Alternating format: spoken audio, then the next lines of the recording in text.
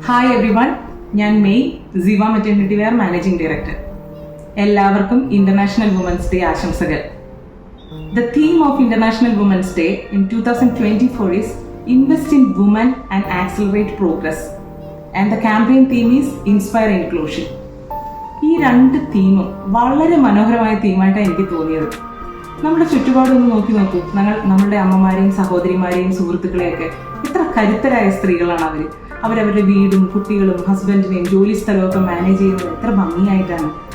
ആ സ്ത്രീകൾക്ക് ആവശ്യമുള്ള ഇൻവെസ്റ്റ്മെന്റ്, അതായത് അവരുടെ കരിയറിലോ അവരുടെ ഡെവലപ്മെന്റിലോ ആവശ്യമുള്ള എന്തെങ്കിലും കാര്യങ്ങൾ നമ്മൾ ഇൻവെസ്റ്റ്മെന്റ് ആയിട്ട് ചെയ്തിട്ടുണ്ടോ, അതുകൂടെ നമ്മൾ ചെയ്താൽ അവരുടെ ഓരോ പ്രായത്തിലും, കുഞ്ഞ് ജനിച്ച് ഒരു സ്ത്രീയാകുന്ന വരെയുള്ള ഓരോ പ്രായത്തിലും അവരെ ഒരു കരുത്തരായ സ്ത്രീ ആക്കുന്ന രീതിയിലുള്ള നിക്ഷേപങ്ങൾ നമ്മൾ ആ സ്ത്രീയിൽ നടത്തിയിട്ടുണ്ടെങ്കിൽ ഒന്ന് സങ്കല്പിച്ചു നോക്കൂ, എത്ര മനോഹരമായിരിക്കും നമ്മളുടെ ഭാവി, നമ്മുടെ നാട്, നമ്മുടെ സമൂഹം. അടുത്ത പോയിന്റ് ശ്രദ്ധിച്ചു നോക്കൂ, ഇൻസ്പയർ ഇൻക്ലൂഷൻ.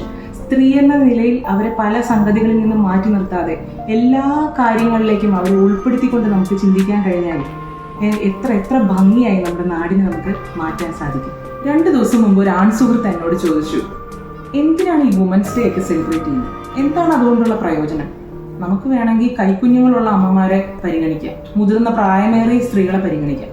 അല്ലാതെ ഇന്നത്തെ കാലഘട്ടത്തിൽ, ഇത്രയധികം സ്ത്രീകൾ മുന്നേറിയ കാലഘട്ടത്തിൽ അവരെ പ്രത്യേകിച്ച് പരിഗണിക്കേണ്ട ആവശ്യം എന്താണ്?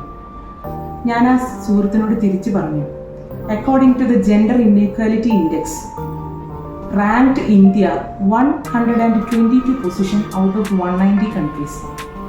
190 രാജ്യങ്ങളിൽ 122ാം സ്ഥാനമേ ഇന്ത്യക്കുള്ളൂ. അത്രയ്ക്ക് പുറകിലാണ് നമ്മുടെ ജെൻഡർ ഇൻഇക്വാലിറ്റി. ഞാൻ എന്നിട്ട് അതിനെക്കുറിച്ച് ഒരു ഉദാഹരണം കൂടെ അദ്ദേഹത്തിനോട് സംസാരിച്ചു. അദ്ദേഹത്തിന്റെ ഭാര്യ അദ്ദേഹത്തെ കൂടുതൽ വരുമാനമുണ്ടെന്ന് കരുതുക. അതിനുവേണ്ടി, ആ ജോലിക്ക് വേണ്ടിയിട്ട് ആ സ്ത്രീക്ക് കൂടുതൽ സമയം സ്പെൻഡ് ചെയ്യേണ്ടി വന്നാൽ താങ്കളുടെ കുടുംബത്തെ കൂടുതൽ സപ്പോർട്ട് ചെയ്യുമോ? ഇനി താങ്കൾ അത്തരത്തിൽ സപ്പോർട്ട് ചെയ്തെന്നിരിക്കട്ടെ, താങ്കളുടെ സമൂഹം അതിനെ സപ്പോർട്ട് ചെയ്യും. നിങ്ങൾ ഭാര്യയുടെ പുറകെ നടക്കുകയാണ്, അല്ലെങ്കിൽ ഭാര്യയ്ക്ക് വേണ്ടി സമയം കളയുക എന്ന അർത്ഥത്തിലല്ലേ സമൂഹം സംസാരിക്കുക.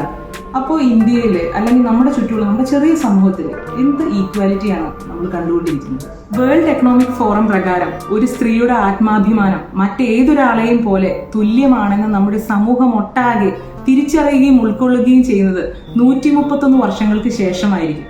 ഒന്ന് ആലോചിച്ച് നോക്കൂ, 131 വർഷങ്ങൾ, അതായത് നമ്മുടെ കാലഘട്ടവും നമ്മുടെ കുഞ്ഞുങ്ങളുടെ കാലഘട്ടവും ഒക്കെ കഴിഞ്ഞതിന് ശേഷമായിരിക്കും ജെൻഡർ ഈക്വാലിറ്റി വരിക എന്നത്.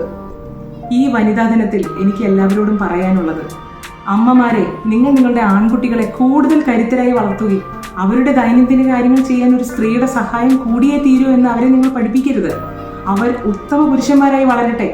നമ്മളുടെ പെൺകുട്ടികളെ നിങ്ങൾ നിങ്ങളുടെ അവകാശങ്ങൾക്ക് വേണ്ടി മാത്രം പോരാടാതെ, സ്വർണത്തിന് സുഗന്ധം എന്ന പോലെ അമ്മ എന്ന നിലയിലും ഭാര്യ എന്ന നിലയിലും മകൾ എന്ന നിലയിലും നിങ്ങളുടെ ഉത്തരവാദിത്തങ്ങൾ നിങ്ങൾ കൂടുതൽ ഉൾക്കൊണ്ടുകൊണ്ട് വളരെ ഭംഗിയായി വളരുകയും ഈ 131 വർഷങ്ങൾ എന്ന് പറഞ്ഞത് 5 വർഷമോ 10 വർഷമോ ആക്കി നമുക്ക് ചുരുക്കാൻ സാധിച്ചാൽ ഒന്ന് ചിന്തിച്ചു നോക്കൂ, എത്ര മനോഹരമായിരിക്കും നമ്മുടെ സമൂഹം.